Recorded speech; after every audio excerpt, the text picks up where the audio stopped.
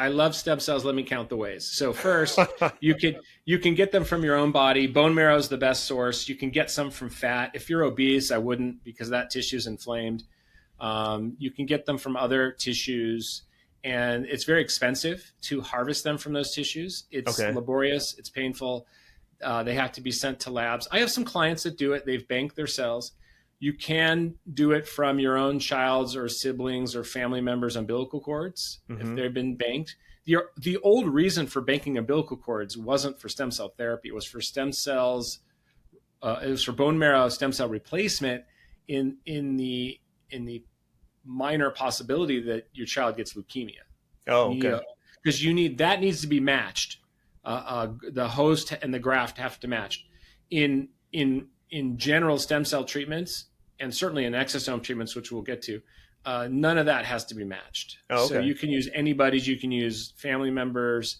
So if you banked your stem cells from your infant who's now 35 years old and you're paying for that annual banking, you can use those. Wow.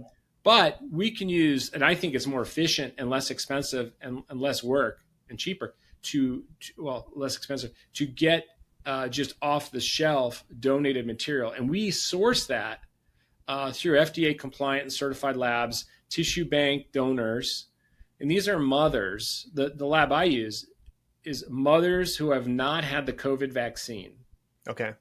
And that, although that sounds political, it's not meant to be. It could be, sure. But it's meant to say, because we just don't know. We're seeing things now we don't like, so we just don't know. So why have that variable? Right. So mothers who have not had the COVID vaccine, who are going to have a known C-section for whatever reason, and they're screened in the first trimester, so they can't be drinkers, using drugs, smoking, vaping. They can only have one romantic partner during that pregnancy. So low risk, on prenatal vitamins, medical care, the whole deal. These are healthy people.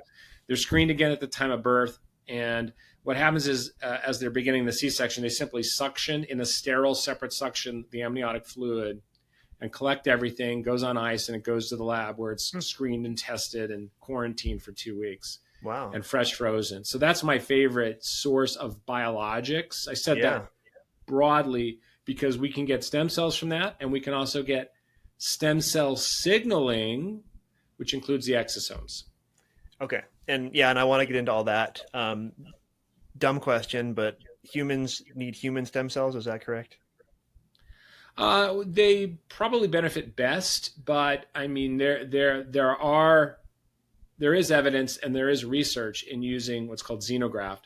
So humans to animals and animals to humans. It's doable. But right now, I would just stick with your species. Sure. Yeah. Okay. Got it. Except for plants. We'll get into plant exosomes later. Oh, yeah. All right. So let's segue. And I do want to talk about all the things that we can use stem cells for, but let's unpack exosomes first, and then we can kind of cover the whole thing. I agree, because a lot of the things you can use stem cells for, you can use exosomes for more efficiently. So perfectly. So what the heck is an exosome?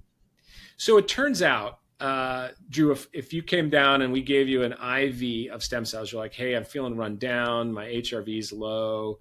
I've been overdoing it, not sleeping well, whatever. I got inflammation.